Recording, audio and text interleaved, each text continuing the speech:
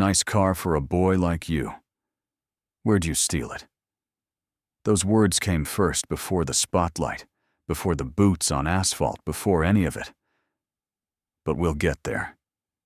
Because to understand what happened the next morning in that courthouse, you have to understand the road that led there and the man who was driving it.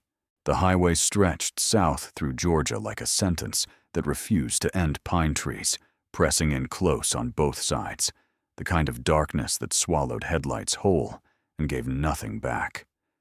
It was 11:30 at night late in March, and the air outside carried that particular warmth that arrives in the South before the rest of the country has even remembered spring exists.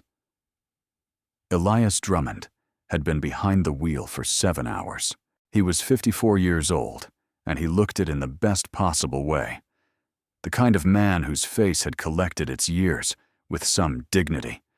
Crow's feet around the eyes from too many years, reading briefs under bad office lighting a jaw that still held its line hair at the temples, going silver in a way his late mother would have called distinguished. He wore slacks and a white dress shirt with the collar button undone, and the tie loosened, but not removed, because Elias Drummond was not the kind of man who removed his tie until he was somewhere he considered private.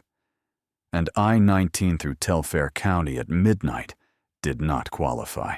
Tomorrow morning, he would sit behind a bench for the first time in his life as a federal judge. Not a mock trial, not a moot court exercise, not a simulation of any kind. The real thing with his name on the brass plate and his robe hanging in the garment bag on the hook above the rear passenger window, still sealed in the dry cleaning plastic untouched since he'd picked it up 4 days ago. He hadn't unzipped it once. It felt like something he needed to earn the right to open. He'd spent 22 years building toward that chair. Howard University, then Columbia Law, then 17 years as a civil rights attorney, doing the kind of work that paid in purpose rather than money. 700-page briefs filed in windowless rooms, depositions that ran until midnight, clients who called him crying because they didn't believe anyone would take them seriously, and Elias staying on the line until they did. The gas gauge dipped below a quarter tank. The next town was 40 miles out, but there was a rest stop 3 miles ahead. He reached for the turn signal, clicked it on, even though there wasn't another car visible in either direction as far as the headlights reached. Old habit. His mother had drilled it into him before he ever sat behind a wheel. Always signal, always use your manners, always give them one less reason. He was still thinking about that about his mother, about reasons when the rest stop appeared ahead, dim and yellow and tired-looking, the way these places always look at night, like they've been waiting too long for something that isn't coming. The rest stop was exactly what the sign had promised, and nothing more. A Quick Mart with half its neon letters burned out, 2 gas pumps that looked like they'd been installed during the Carter administration, and a parking lot split down the middle by a crack, wide enough to grow a reasonable crop of weeds. A single overhead light buzzed and flickered above pump number 2, throwing everything in a yellowish wash that made the asphalt look diseased. Elias pulled up. Killed the engine, stepped out, and stretched his arms above his head, his spine releasing a series of complaints about the last 7 hours.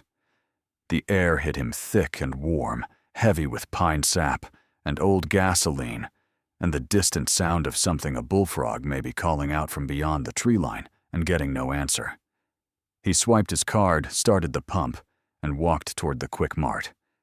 And that was when he noticed the patrol car.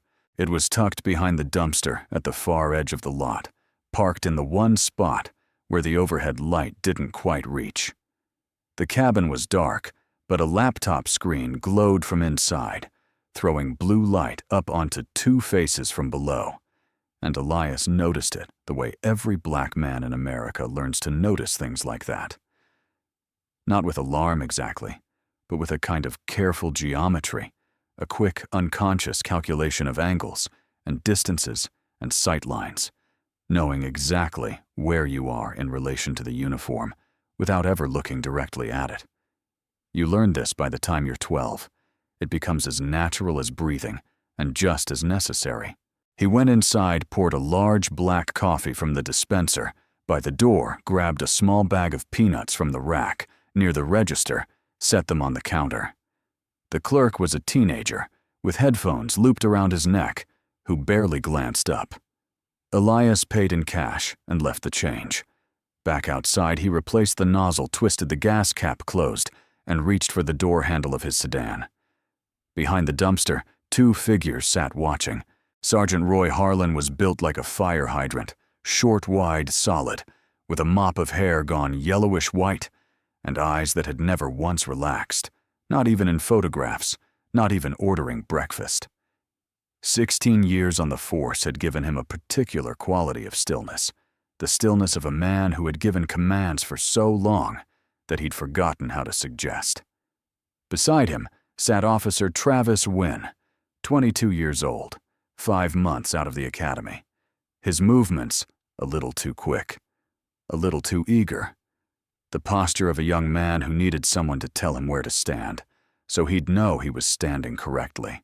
Harlan watched Elias replace the gas cap. He picked up the radio. The light hit Elias before he heard the engine. One moment he was reaching for the door handle with his keys in his hand, and the next, a wall of white light pinned him against the side of the sedan like a moth pressed to a board, and he raised one hand to shield his eyes, because the instinct is always to shield your eyes even when you already know what it is, even when you've known your whole life that this moment would come again. The cruiser doors opened in unison. Harlan came around the front of his vehicle first, moving in that slow, deliberate, wide-legged way that some officers develop after years of never being told no.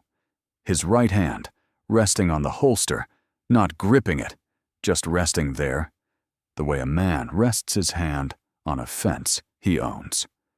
Wynn came from the passenger side and circled wide, flanking the sedan from the rear, cutting off any theoretical retreat that Elias had never been planning to make. License and registration. Elias reached into his back pocket slowly, his movement steady, and announced both hands. Visible the careful choreography that every black man in America learns before he learns to drive. He produced his license and the registration from the glove box, without rushing, without explanation, and held them out. Harlan took them, looked at the license for a long moment, held it up toward the spotlight, squinted, looked at Elias, looked back at the card. Elias Drummond, he said, as if tasting the name for something off. That your real name? It's on the license. I didn't ask what's on the license. I asked if it's your real name. He tucked the license into his shirt pocket like it belonged to him now, not as evidence, just as property, and looked at Elias with the flat patience of a man who had done this 1,000 times and had never once been wrong. Where are you coming from, Atlanta? Where you headed, Dalton? Harlan repeated the word the same way Dalton, letting it sit there. What business you got in Dalton work? What kind of work? Legal work? Harlan glanced at Wynn. Wynn smirked the specific smirk of a young man performing confidence for his supervisor, and said nothing. Harlan stepped closer and leaned his full weight against the sedan against Elias's sedan, the way a man leans against his own truck at a backyard barbecue, comfortable, proprietary, making a statement without saying a word. Pop the trunk. No, the word landed like a stone dropped into still water, and for 3 full seconds nobody moved. The fluorescent light above pump number 2 buzzed and flickered. A moth made 2 slow circles around it, then disappeared into the dark. What did you say to me? I said no. You don't have probable cause, and I haven't consented to a search. Harlan tilted his head slightly, the way a dog does when it hears a sound it doesn't recognize. Then he smiled. Not a warm smile, not even close the smile of a man whose patience was always a performance, and the performance was ending. He turned to Wynn. You hear that? He knows the vocabulary. Then back to Elias, stepping in close enough that Elias could smell the dip tobacco on his breath. I want your badge number. Harlan let out a short bark of a laugh and turned to Wynne again. Write that down. Man wants my badge number. Wynne didn't write anything down. Turn around. Elias didn't move. Harlan said it again, quieter this time, which was somehow worse. And then he didn't wait for an answer. His hand found Elias's shoulder and spun him, and the next thing Elias felt was the warm metal of the hood against his chest and his left cheek pressing flat against the sedan's hood, the engine still holding its heat from 7 hours of driving. And Wynne was on him in a second, pulling his arms back, the cuffs ratcheting closed tight enough to bite. You're a mistake, Elias said. Quiet. Not a threat. Not an accusation, just a fact being placed in the record. The only mistake tonight is yours, Harlan said, and patted him on the shoulder, the way you'd pat a dog that finally sat down after you'd been telling it to sit for an hour. They walked him to the cruiser. And this is the moment that matters, the moment that the whole story turns on, even though nobody understood it at the time. As Harlan walked Elias past the sedan toward the patrol car, he glanced into the rear passenger window. He saw the back seat, saw the hook above the window, saw the black garment bag hanging there with its brass zipper and the small embroidered seal on the front. And he looked at it for exactly the amount of time it takes to decide something isn't worth looking at. Then he looked away. He didn't unzip it. He didn't ask about it. He didn't pause. Because Roy Harlan wasn't looking for evidence. He was looking for confirmation of something he'd already decided, and the garment bag didn't fit the story he was already telling himself. So his eyes slid right past it, the way water slides off a surface that wasn't designed to hold it. Bias isn't the absence of information. It's the decision not to see. Wynne searched the vehicle while Harlan put Elias in the back of the cruiser, and the search produced nothing. Glove box, papers, a water bottle, a phone charger, a jacket on the passenger seat because there was nothing to find. There had never been anything to find, but the absence of evidence didn't seem to register as information worth processing. The doors of the cruiser closed with a sound like a vault sealing shut, and through the metal partition, Elias watched Harlan walk back to the driver's side without a word of explanation. 11 minutes to the county station. Elias counted each one. To understand Harlan, you have to understand this. He wasn't a man who thought of himself as someone who did wrong things. He thought of himself as someone who maintained order, who kept the road clean, who had instincts that had been sharpened by 16 years of night shifts and bad situations, and those instincts had never once come back to him with a formal consequence. And in his mind, the absence of consequence was the same thing as proof. If he'd been wrong, someone would have told him. No one ever had. In the rearview mirror, the yellow light above pump number 2 shrank slowly to a smear and then to nothing as the cruiser turned north.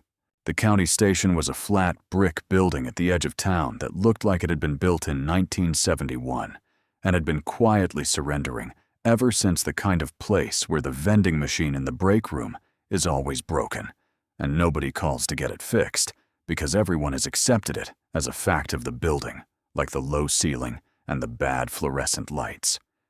A flag hung limp from the pole out front. The parking lot held 2 other cruisers and a pickup with a department sticker on the bumper, and everything was very still. Desk Sergeant Lou Mabry was a heavy-set man with reading glasses pushed halfway down his nose, who looked up when Harlan walked Elias through the front door and did something that lasted less than a second. His eyes moved from Elias's face to the pressed shirt to the tie, slightly loosened, but still there to the handcuffs, and something shifted in his expression, a tiny flicker of something that might have been doubt or might have been recognition that something was off, and then it was gone, smoothed over, filed away. What have we got? Suspicious individual rest stop off I-19. Harlan said, steering Elias toward the booking counter with one hand, flat between his shoulder blades. Uncooperative. No explanation for being out here. Not a charge, an adjective. Mabry started typing one finger at a time. Occupation attorney. Harlan made a sound behind him, a small, dismissive exhalation that managed to communicate everything he thought of that answer without requiring actual words.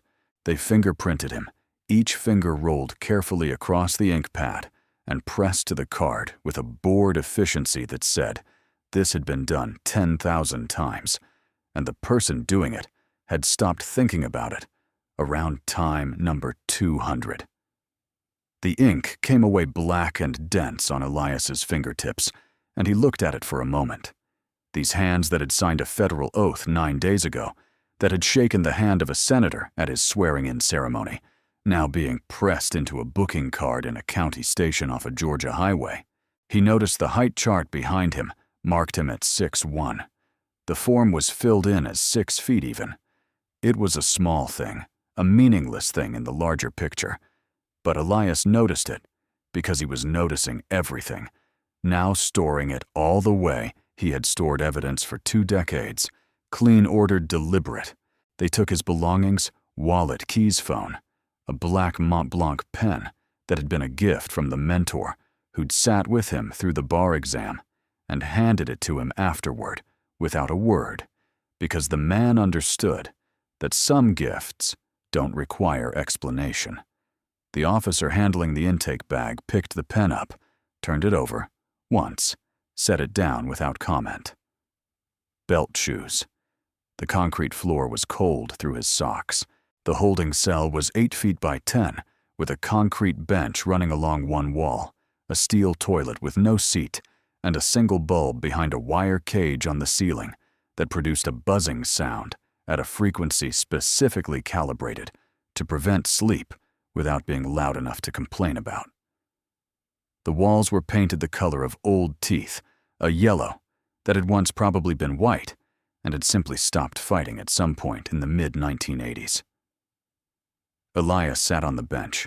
He sat the way his grandfather used to sit in the front pew at their church in Macon every Sunday, for as long as Elias could remember, back straight, hands on his knees, perfectly still, as though posture were the one thing no external force could take from you once you'd decided to maintain it.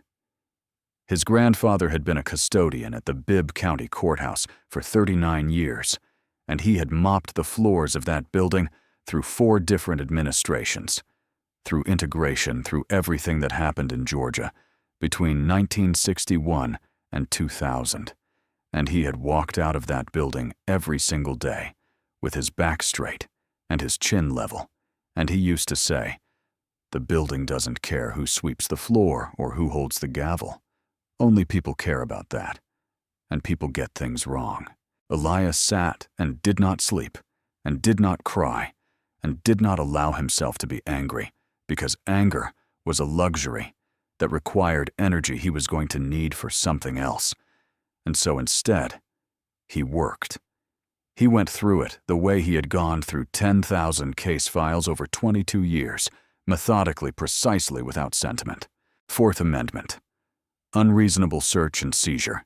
No probable cause documented. No contraband discovered. No warrant. No consent given for the vehicle search. Arrest without charge. Section 1. 1983 Deprivation of civil rights under color of law. Terry v. Ohio, an officer may conduct a brief investigative stop only upon reasonable articulable suspicion of criminal activity. Purchasing coffee and pumping gasoline is not criminal activity. No Miranda warning given at time of arrest. No charge read at booking. Attorney access denied through the night. He filed each statute and precedent in his mind, the way he'd filed documents in the storage unit in his office, clean, in order, devastating. Twice during the night, someone walked past his cell. The first time it was a young woman officer with a ponytail and a clipboard, who glanced in and kept moving her pace, saying clearly that she had made a decision not to be part of whatever this was. The second time was an older officer, gray at the temples, who stopped and looked at Elias, looked specifically at the dress shirt and the tie, and then at the charge sheet, clipped to the outside of the cell door, which was empty, and opened his mouth. Then closed it. Then walked away. Elias watched him go. He had seen that particular sequence 100 times in courtrooms and depositions and city council meetings over 22 years. The look of a man who has identified the wrong and has already concluded it is not his problem. Around 3 in the morning, Harlan appeared at the bars. He didn't come inside, just stood with his arms crossed, weight on one hip, looking in with the relaxed authority of a man visiting an exhibit he'd personally curated. He said that it could have been over in 5 minutes if Elias had just opened the trunk, and Elias said nothing at all, and the silence seemed to unsettle Harlan more than any response would have, because Harlan was a man who was comfortable with resistance and comfortable with compliance, but had less experience with a person who simply declined to acknowledge his authority as a relevant fact. Harlan knocked twice on the bars with his knuckle.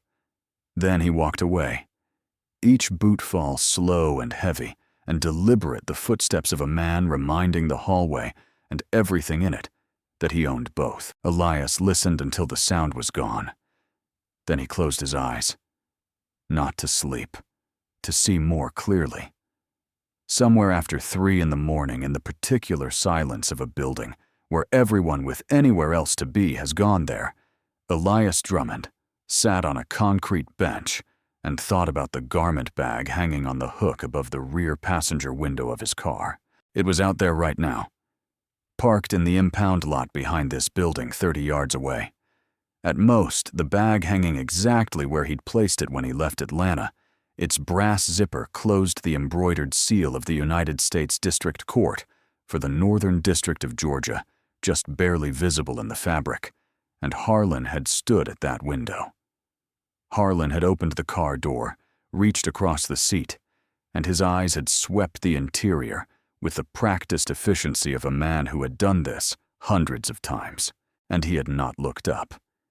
He had stood 18 inches from a garment bag containing a federal judge's robe, containing 17 years of civil rights work, containing the accumulation of 22 years of a life, built specifically and deliberately around the law, and his eyes had registered it as background, as part of the scenery, as nothing worth investigating. The way you don't really see the furniture in a room you've decided you already understand. Elias didn't feel satisfied by this. He didn't feel any particular anticipation about what tomorrow would bring.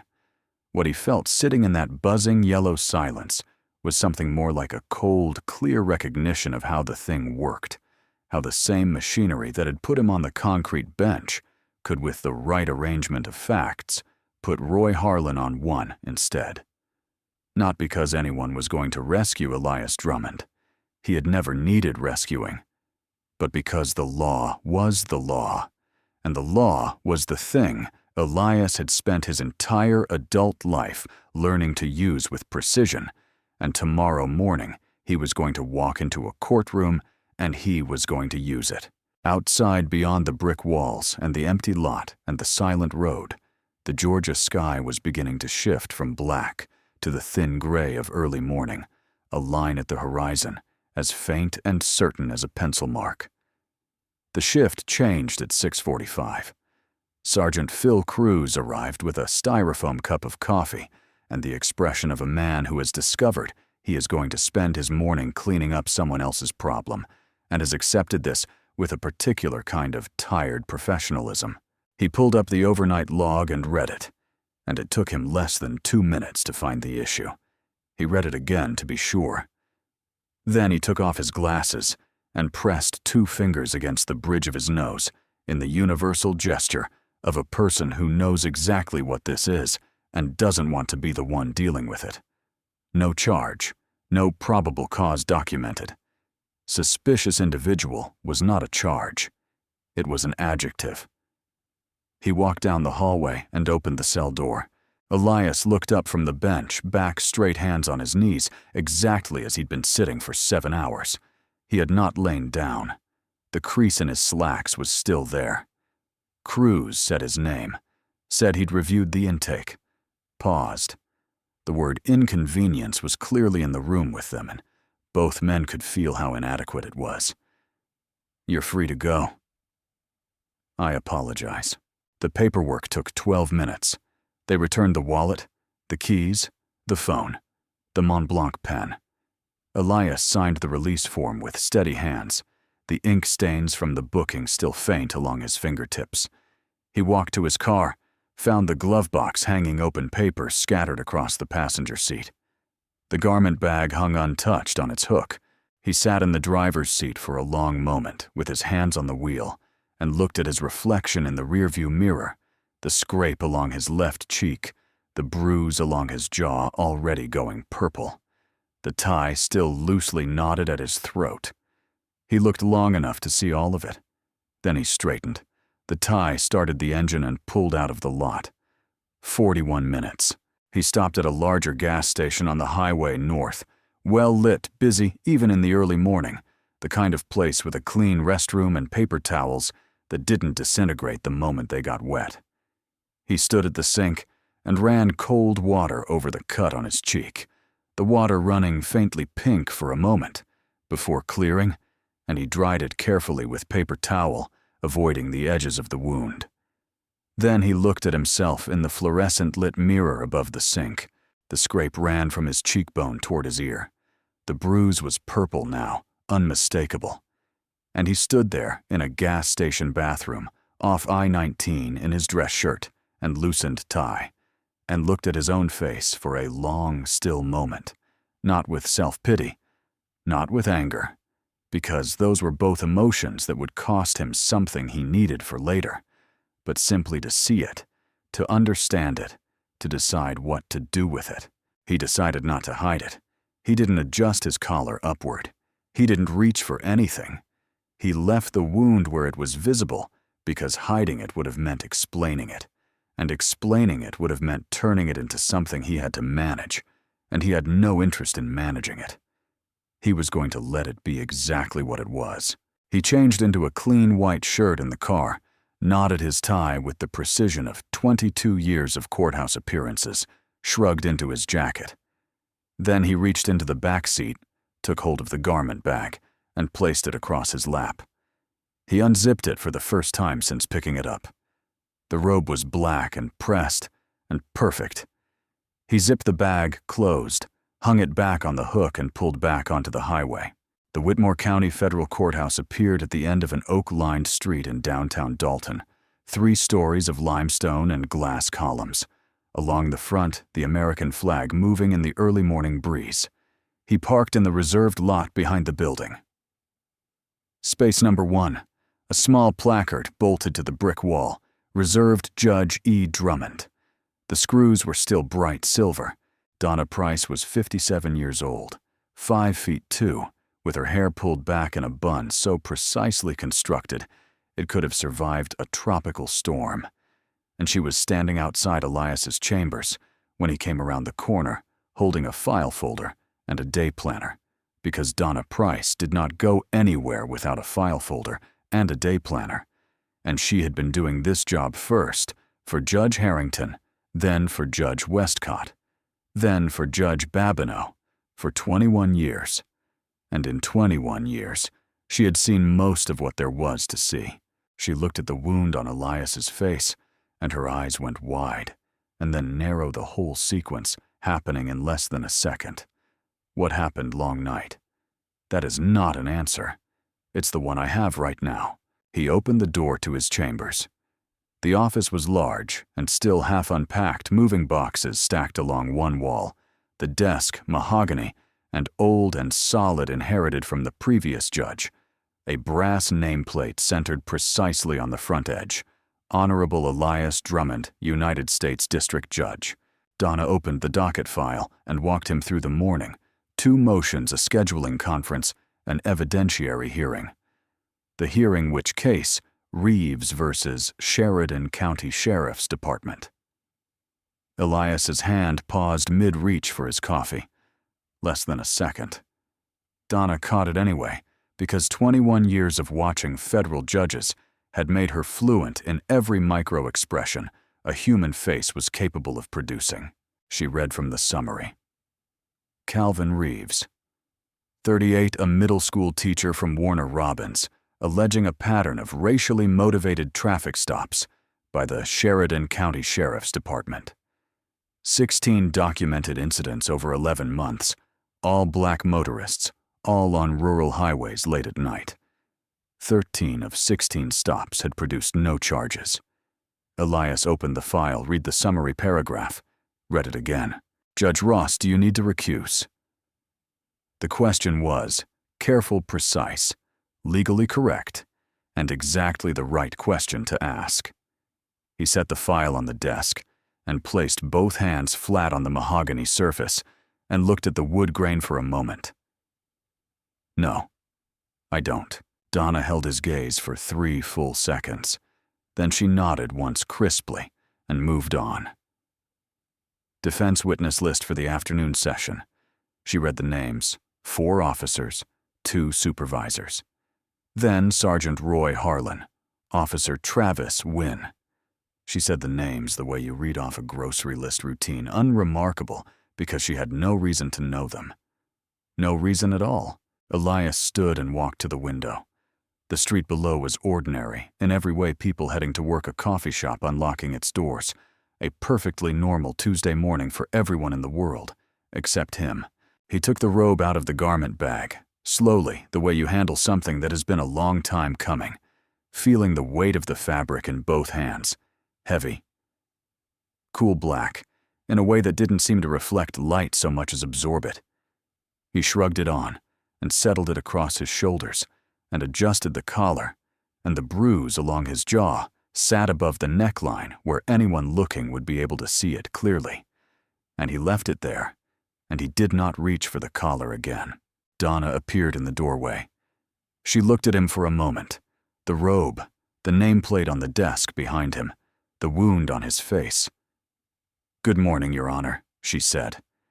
And something in the way she said, it carried the full weight of what she'd understood, and was choosing not to say yet, which was in itself a form of grace. The bailiff's voice carried through the wall, and Elias walked out. The courtroom rose when he entered from the side door, and in the moment before he climbed the 3 steps to the bench, he took in the room the plaintiff's table, where Nadia Okafor stood, with the composed certainty of a woman holding a strong hand. The defense table and its attorneys in their navy suits. The gallery half full on a Tuesday morning with 2 reporters in the 3rd row, and a handful of law students from Mercer with notebooks open. And in the 4th row in dress uniform sat Sergeant Roy Harlan and Officer Travis Wynn. Elias climbed the steps, sat down, opened the file. He did not look at the 4th row yet. He let his eyes settle on the case file. Let the room quiet around him. Let the silence become something formal and structured. And then he looked up and scanned the room with the measured deliberateness of a man who had spent 15 years in courtrooms before. He ever sat above one, and his eyes moved across the gallery. The reporters, the students, the faces in the rows, and came to rest on the 4th row for less than a single full second. It was Wynn who recognized him first. He saw the nameplate on the bench, looked up at the judge's face, and the recognition moved across his features, like a wave across water. The cheekbone, the jawline, the specific shape of that scrape on the left cheek. The bruise he had watched form with his own eyes on the hood of a sedan at a rest stop off I-19 11 hours ago. His hand shot sideways and closed around Harlan's forearm. Harlan looked up from his phone, annoyed, followed Wynn's gaze to the bench. And then it came, not instantly, but in stages. The way a building doesn't fall all at once, confusion first, because the face was familiar, but out of context. Like seeing someone from your neighborhood at the wrong end of the state. And then, the pieces aligning one by one, the cheekbone, the jaw, the cut. That specific cut in that specific place. And then it was complete, and the color went out of his face, the way color leaves something that has been left in the sun too long. Elias held his gaze for exactly 1 second.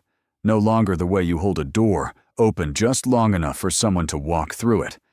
And then he looked down at the file. Good morning. We are here in the matter of Reeves versus Sheridan County Sheriff's Department case, number 422-CV-0118. His voice filled the room resonant and practiced the voice of a man who had been building toward this room for 2 decades. This is an evidentiary hearing on the plaintiff's claims under Title 42, Section 1983, alleging a pattern of racially discriminatory traffic stops in violation of the 4th and 14th Amendments. He turned the page without looking up. The defense has filed a motion to exclude body camera footage from the incidents of October 14th and January 22nd. I've reviewed the motion and the plaintiff's response. The motion is denied. The footage is admissible. The defense attorney, a tall man named Caldwell, in a well-pressed suit, rose halfway from his seat. Elias didn't look at him. Sit down, counselor. Plaintiff, call your first witness. Calvin Reeves took the stand and told his story in the careful, measured voice of a man who had practiced it enough times that the edges had worn smooth, but whose hands on the railing of the witness box were still pressed together hard enough to whiten the knuckles. 3 stops in 4 months. Always. At night. Always. On rural roads. Always. Alone. The first time they told him his taillight was out. He had the dashcam footage to prove it wasn't. The second time they said he matched a description, though no one specified a description of what or whom. The third time they didn't bother with a reason at all. 2 officers, 40 minutes, every bag, opened, every container, examined the spare tire hauled out of the trunk, and left on the road beside the car. They found his grade book, a Tupperware container, with the leftover rice his wife had packed for lunch, and a Bible his mother had given him when he left for college. He was not charged with anything. He was not given an explanation. He drove home at 2 in the morning with his trunk still open because the latch was damaged from where they'd forced it, and he sat in his driveway for 20 minutes before he could make himself go inside. Were you afraid? Nadia Okafor asked. Calvin Reeves looked at the floor for a moment. I was afraid of what would happen to my students if I didn't come home, he said. Not to myself. To them. Because I'm the only teacher in that building who looks like most of them, and I've been telling them every day for 9 years that the system can work for them if they work inside it. He paused. I don't know what I'm telling them now. The second witness was Darius Webb, 29, who drove a delivery truck and had been pulled over twice on the same stretch of I-19 within 3 weeks, both times after 10 at night, both times without a charge, and the second time had been made to sit on the curb for 63 minutes while cars rolled past and people looked out their windows and nobody stopped. He had called in sick the next 2 days. He was not a man who called in sick. He said, I couldn't make myself get back in the truck. Every time I thought about it, I couldn't. His voice was matter-of-fact about this, which somehow made it worse. The third witness was Rosa Tatum. 61 years old, a registered nurse pulled over at 1 in the morning while still in her scrubs after a 12-hour shift. And when she told the officer the car was hers, he said, Sure you have, in a tone of voice that she described as the kind where they're not even trying to hide it anymore, because they've decided you don't have anywhere to take it. She had been driving 52 miles per hour in a 55 mile per hour zone. The officer's report stated she was driving erratically. Through all 3 testimonies, Elias wrote in his legal pad in the small, neat handwriting he'd been developing since law school, and his face showed nothing. Not recognition, not anger, not the fact that every detail these 3 people described, the light in the face, the absence of reason, the searching of the vehicle, and the finding of nothing. And the silence where an apology should have been was a precise and faithful mirror of the night before. In the 4th row, Harlan hadn't moved in 40 minutes. He sat with his arms crossed and his eyes fixed on a point on the floor about 6 feet ahead of him, not watching the witnesses, not watching the judge, watching nothing. The posture of a man who has discovered that the ground beneath him is glass and is trying very hard not to move. Nadia Okafor approached the witness stand with the unhurried confidence of someone who had all the time in the world and knew exactly how this was going to end. And Harlan, already seated, watched her come with the flat expression of a man who had decided that nothing she could ask him was going to matter. He was wrong about that.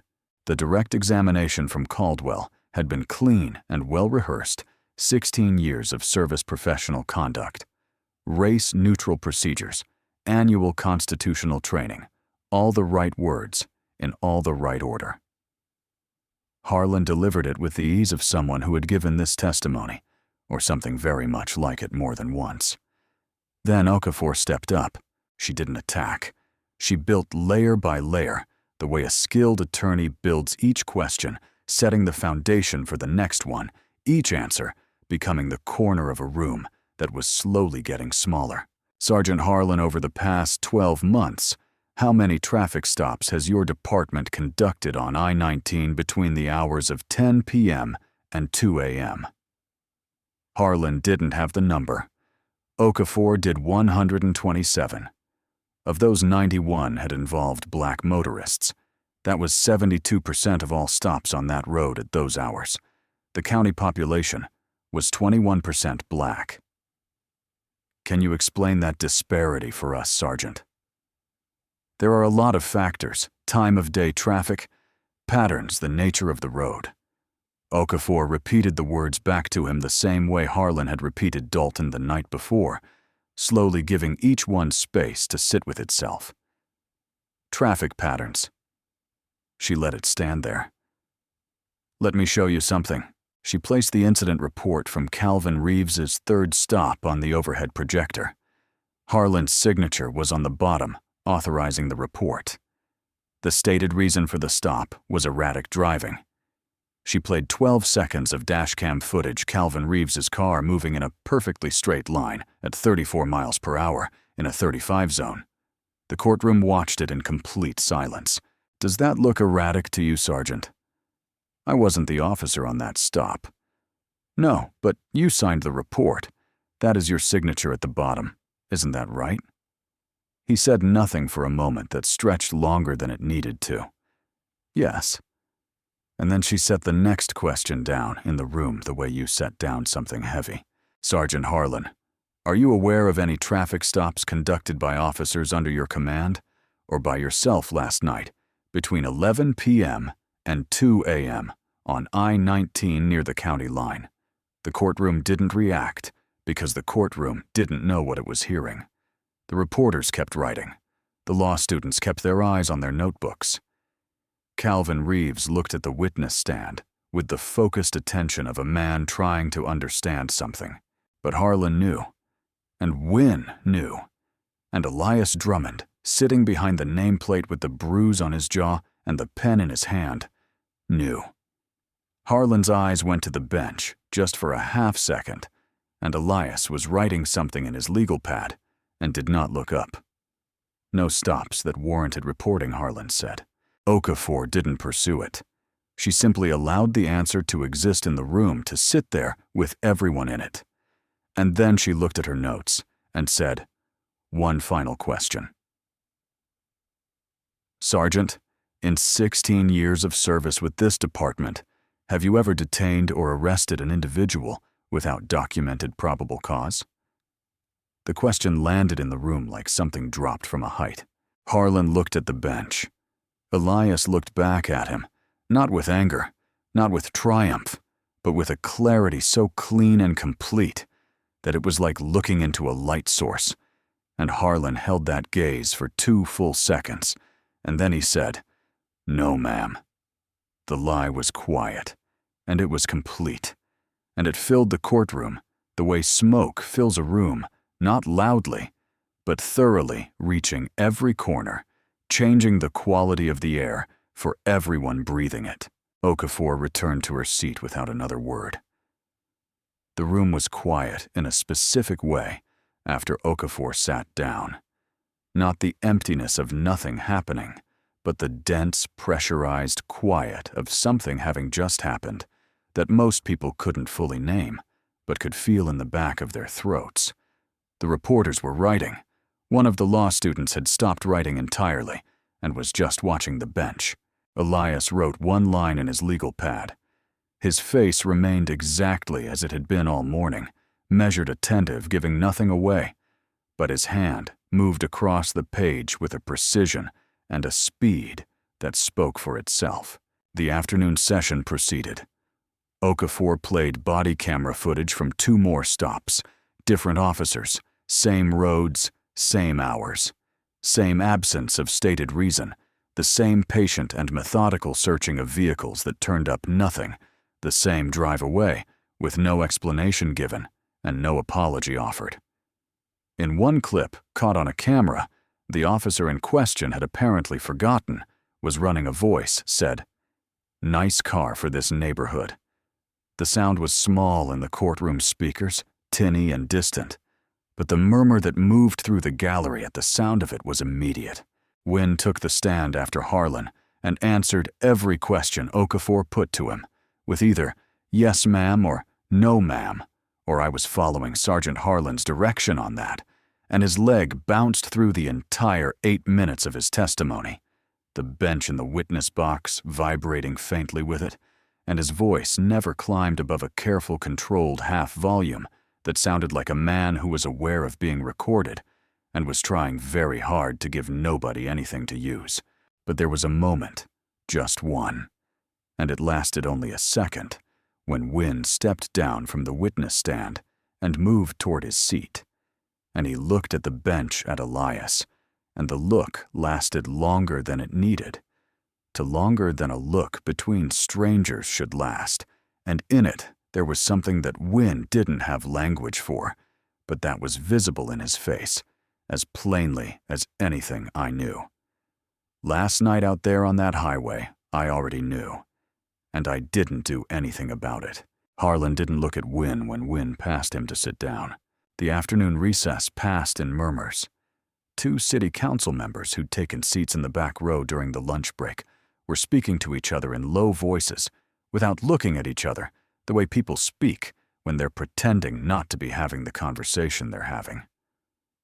A reporter looked at the scrape on Elias's cheek under the courtroom lights, noted it in her notebook, without yet understanding what she was noting, and kept watching. Both sides rested at 4:17. The gallery had filled in the afternoon, the way it fills in small towns, through text messages and conversations in parking lots, through someone telling someone who told someone else, through the particular velocity that news travels in a place where everyone knows the building, and most people know at least one person who's been in it. There were faces Elias didn't recognize, a handful of older men in the back, who had the careful stillness of people who had been waiting a long time for something, and weren't sure whether this was it. 2 of the Mercer Law students had called friends, and the friends had come. In the 4th row, Harlan and Wynn had not moved. Wynn had gone to the restroom once during the recess. Harlan had not left his seat. They had not spoken to each other that anyone could see. Calvin Reeves sat at the plaintiff's table with his hands folded, watching the bench with the expression of a man who has given everything he has to something and has no reserves left for hoping or not hoping, just the waiting. Elias gathered his notes. He aligned them with the edge of the file. He looked out at the room, at Calvin at the gallery, at Nadia Okafor, standing quietly beside her client at the defense table at the 4th row, and then he began. "I've heard the testimony. I've reviewed the exhibits, the body camera footage, and the department's own internal records." He turned the first page. "The evidence before this court establishes a clear and well-documented pattern of racially discriminatory traffic stops conducted by the Sheridan County Sheriff's Department in violation of the 4th and 14th Amendments to the United States Constitution." He looked up. The room was utterly still. The department failed to establish legitimate race-neutral justifications for the disproportionate targeting of black motorists.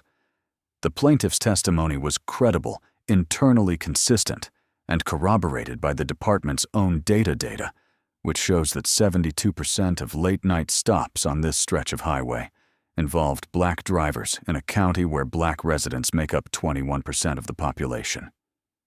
He turned the page. The testimony of the defense witnesses was not credible. He looked at Harlan then directly and without ceremony, and held it. Not with anger. Not with anything personal at all. With the clean, level clarity of a man applying the law to the facts in front of him, the way he had done for 22 years, and would continue doing for as long as he was able. This court orders the following. 1. Immediate establishment of an independent civilian oversight body to monitor all traffic stop activity within the department.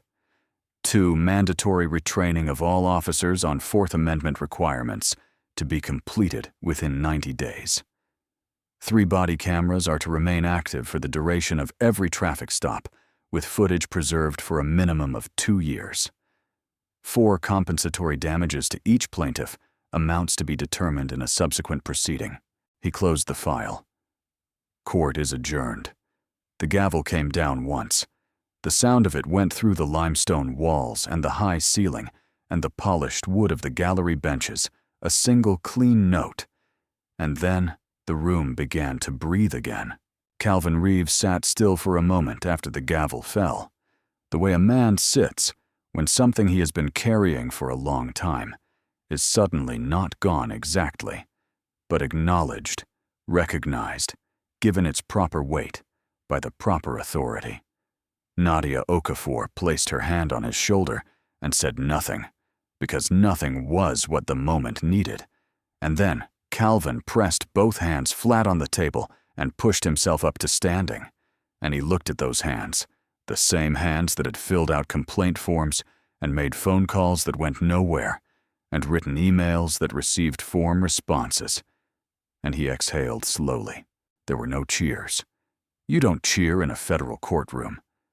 But the silence that settled after the gavel was the kind of silence that has weight to it, the kind that presses down on the room, the way a hand presses down on a shoulder, acknowledging something real. Harlan stood when the room stood, because it was a reflex, an automatic response from 16 years of courtroom protocol. But his legs were unsteady beneath him in a way they had never been, and it took him longer than it should have to find his balance. He and Wynn walked toward the lobby side by side, but not together. Not the way partners walk. Not with the easy, synchronized rhythm of 2 people who have worked alongside each other through hundreds of shifts, but the way 2 strangers walk who happen to be heading for the same exit and have separately decided not to talk about it.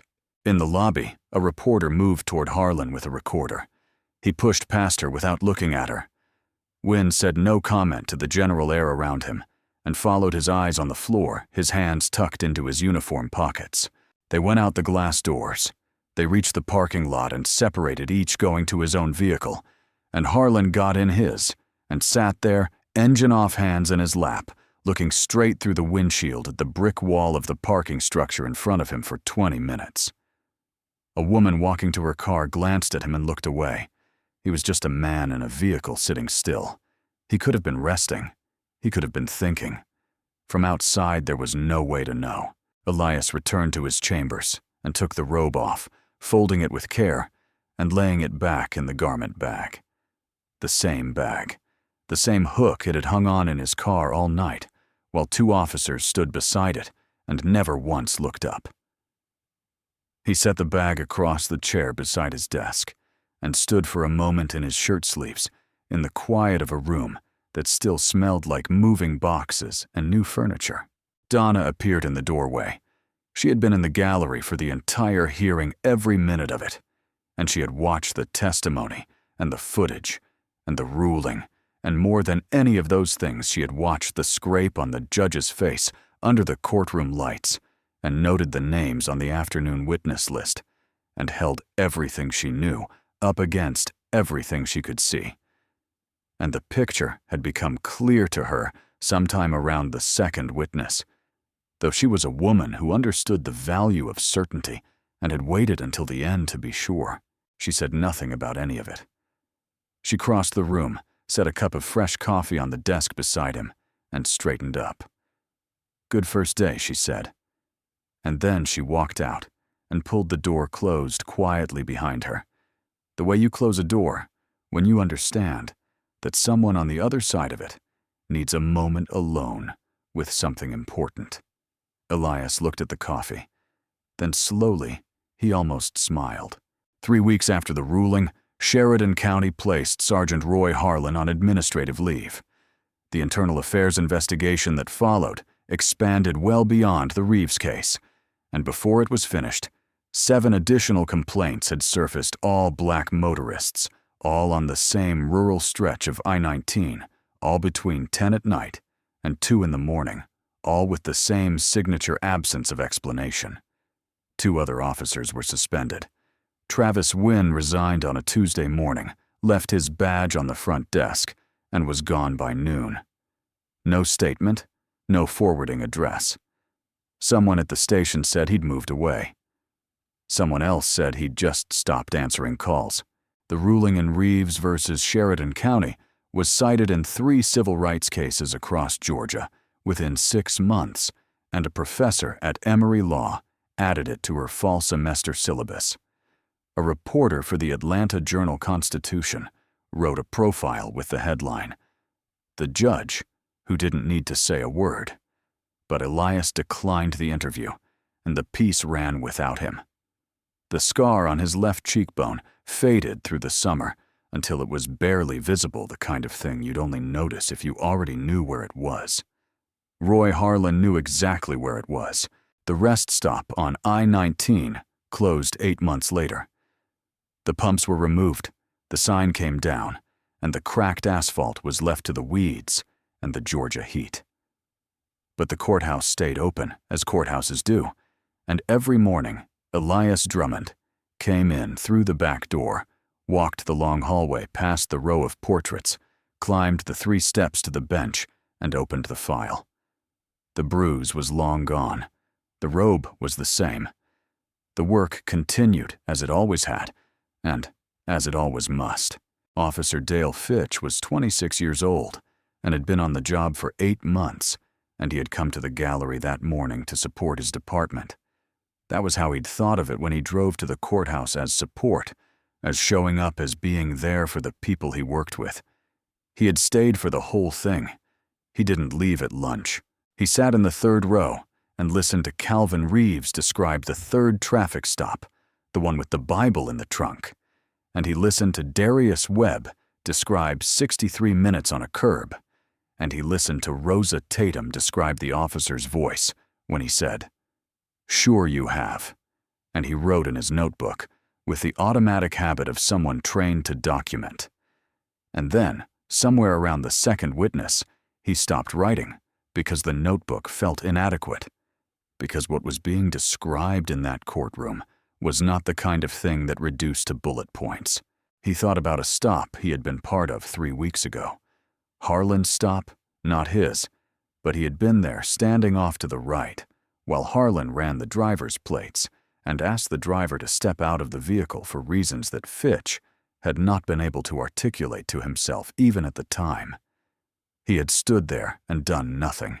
He had not been required to do anything. He had simply been present, which he was beginning to understand was its own kind of choice. When the gavel came down and the ruling was read, Fitch didn't stand up right away with the rest of the gallery. He sat for a moment in the row as the room emptied around him, looking at the bench where the judge had been sitting, at the empty space, where the words had come from, at the bruise he'd been trying not to stare at all day. That night at his kitchen table, he wrote a voluntary internal report about the stop 3 weeks ago, unprompted, unrequested accounting for everything he had seen, including the things he had chosen not to say while he was standing there. He filed it the next morning before his shift. 2 days after the ruling, Donna Price took a call at her desk in the mid-afternoon, between a docket scheduling matter and a call from the clerk's office about a filing deadline, and the voice on the other end was a woman who didn't give her name, which Donna noted, but didn't press. The woman had heard about the Reeves ruling on the local radio station during her drive home from work.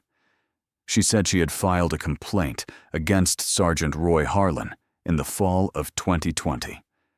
Her son, 19 at the time, a student at the community college in Warner Robins, had been pulled over on I-19 just before midnight on a Wednesday in September.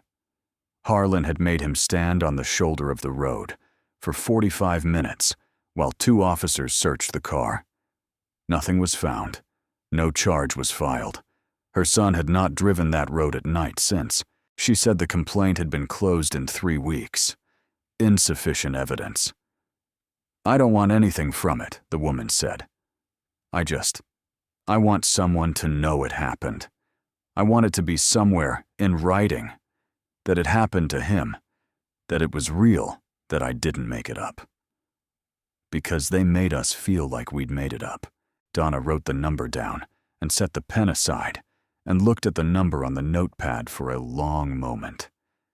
Then she stood up, crossed the hall, and knocked once on the door of Elias's chambers. She went in and put the notepad on the corner of his desk without a word. He looked at the number. He looked at Donna. She said, "There's someone who needs to be heard," and went back to her desk. Elias picked up his phone and dialed. The woman answered on the 3rd ring, her voice carrying the particular wariness of someone who has learned not to expect follow-through. And when Elias said he was calling because he'd been given her number and he wanted to hear what she had to say, there was a silence on the line that lasted long enough to mean something. Then she said, "You're actually calling." "I'm calling," Elias said. "Take your time." And then he was quiet, and he listened, and he did not look at the clock, and he did not rush her, because he had spent 22 years understanding that some things can only be carried by someone willing to hold still, long enough to receive them.